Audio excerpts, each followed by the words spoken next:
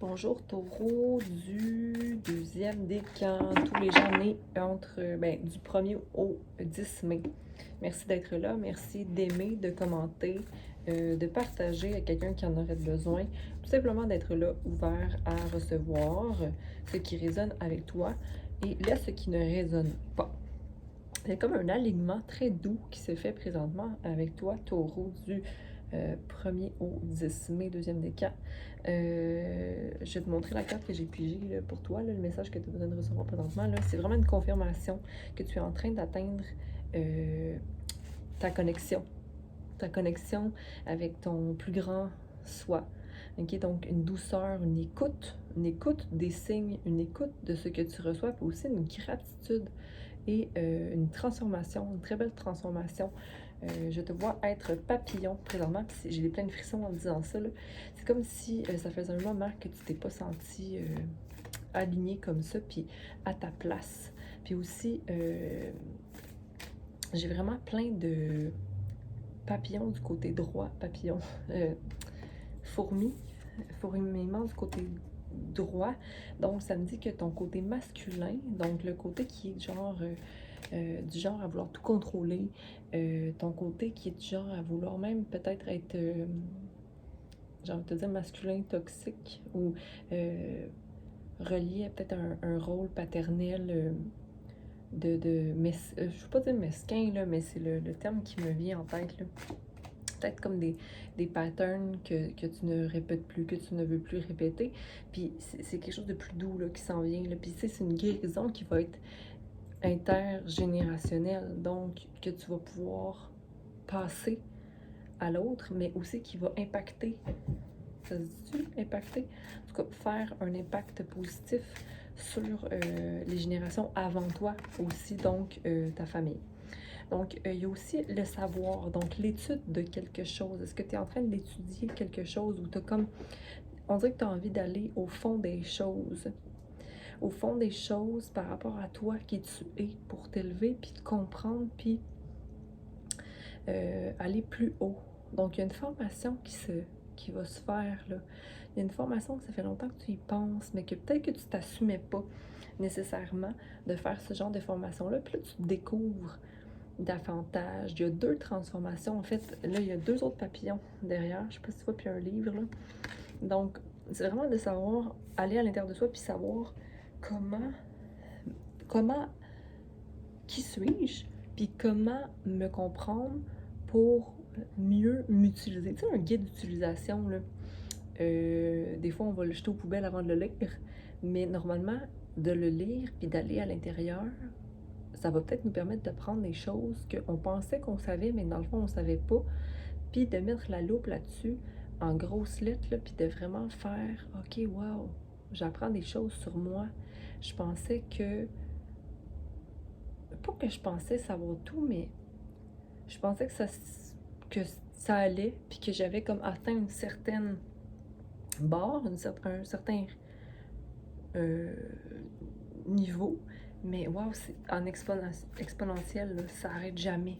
Mais des apprentissages vraiment plus grands. Puis là, tu vois, Hanuman, en tout cas, il y a super carte que tu reçois présentement. Puis c'est vraiment des cartes qui sont alignées en douceur. Donc, on va continuer le message.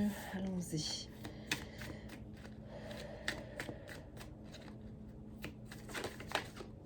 Des belles transformations. C'est comme si tu n'as plus envie d'être insatisfaite, que tu apprends à remplir tes coupes.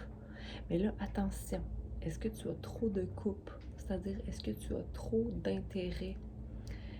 C'est-à-dire, trop de boîtes ouvertes dans ta tête. C'est peut-être que là, il faut en choisir et te consacrer à certaines d'entre elles. Tout est en termes d'organisation, mais c'est comme si, oh là, je suis comme tannée d'organiser, j'ai envie de, comme, un peu laisser les choses aller. Il y a l'empereur qui est là, donc il y a un nouveau commencement, mais il y a un changement relié à une vision de justement le père, du père ou des racines. C'est comme si là, ton feu, tu as beaucoup de feu. Ça peut être soit un bélier, un sagittaire. Mais ça, c'est vraiment la carte du bélier qui est à l'endroit, là. OK? Donc, c'est peut-être une énergie qui te supporte, mais qui n'est pas dans le monde. C'est-à-dire qui ne va pas dans le monde. Ou qui ne voit pas le monde. Mais c'est l'anxiété. C'est comme si ce n'est pas à toi, ça, le manque. OK? La peur de manquer, là, ça t'appartient pas. Le peur de manquer ou l'anxiété qui te tient éveillé. Parce que normalement, quand cette carte-là est à l'endroit, ça veut dire que ça se termine éventuellement, les nuits d'anxiété ou les nuits de réveil. Puis le 9, le King of Pentacles, le roi de Pentacle à l'envers, c'est comme un débalancement au niveau financier, mais il y a une balance qui va se faire. C'est-à-dire qu'il y a quelque chose qui va se mettre à niveau, à ce niveau-là. Okay? Il y a comme des changements qui vont advenir. Mais là, peut-être que tu ne vois pas nécessairement l'espoir, mais il y a un karma par rapport à cette situation-là dans ta vie qui va se faire. OK? Puis ça va se faire parce que peut-être au niveau immaturité émotionnelle, il y a des guérisons qui se font. Okay? Dans certaines actions, puis c'est encore un signe de feu là, qui se met en action. Okay? Mais c'est sûr que la force et la compassion n'est pas donnée à tous. C'est-à-dire qu'il y a beaucoup de gens qui vont mettre beaucoup de force dans, mettons, le travail, dans le sport, mais qui vont pas être capables d'être dans la douceur sur soi. Puis c'est ce que je vois qui manque ici. Mais il y a quand même des retrouvailles ou une espèce de maison où il y a la chaleur et où il y a des retrouvailles. Il y a toujours un endroit où aller, j'ai envie de te dire. Puis le 10 le 10 d'anxiété, que j'allais dire, le 10 d'épée est là aussi. Donc, c'est vraiment la peur de manquer, la peur qu'il y a quelque chose qui tourne mal, qui maintient ça, qui maintient le fait qu'on ne voit pas qu'on a tout ce qu'il faut. C'est vraiment un problème de confiance ici, mais qui vient affecter ton énergie, j'ai l'impression. Mais là, à quelque part, on peut pas sauver la personne. Puis tu vois, la personne, c'est le roi de bâton.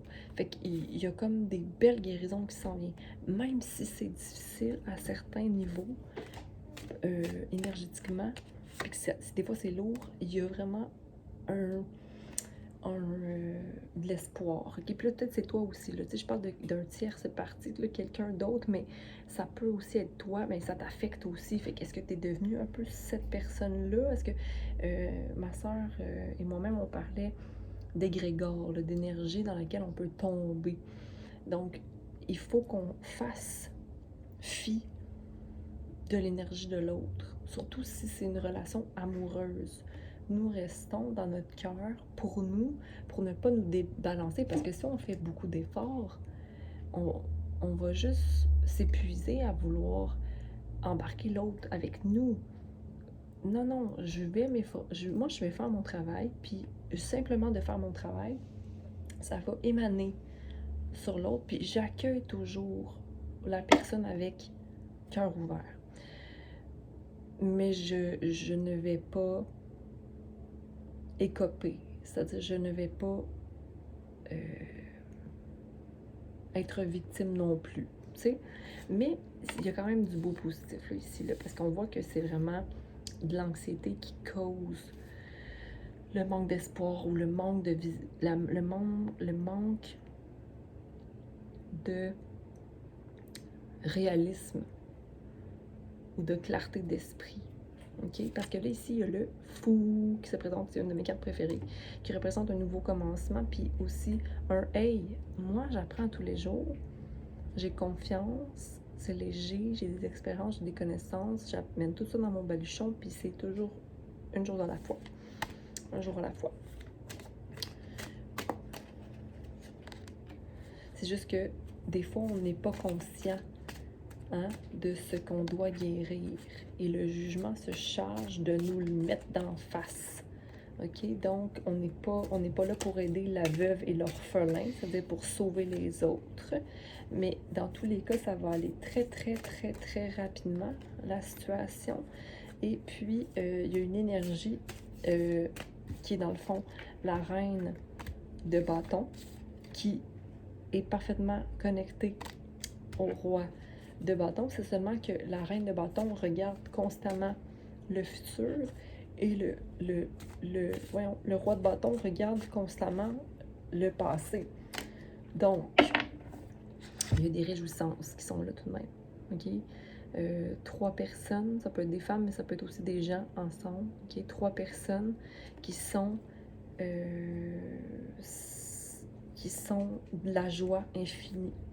Donc, on reste focus là-dessus. J'ai l'impression que c'est peut-être une énergie connectée à ces 2 individus.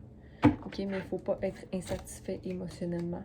OK? Puis il ne faut pas non plus vouloir changer les choses pour les gens. OK? Rester focus sur les objectifs. OK? Prendre des pauses.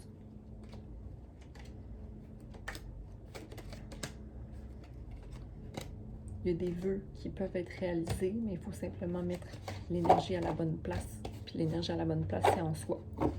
Sans être égoïste nécessairement, mais simplement nommer les choses, mais aussi accueillir l'autre, comme parler à l'autre comme on veut être parlé aussi, n'est-ce pas? Un jour à la fois. Je te dis merci, Taureau, d'avoir été là. Si jamais vous voulez, vous pouvez prendre rendez-vous avec moi pour une guidance personnalisée, un traitement énergétique. Donc, je suis à Montréal, donc vous pouvez toujours m'écrire. Mon courriel est en bas dans la description ou encore m'ajouter sur les réseaux sociaux pour me contacter. C'est Sophie J. Gagnon sur mon compte privé ou Instagram ou ma Sophie Thérapie aussi sur Instagram. Donc, je vous remercie d'avoir été là. Bonne journée.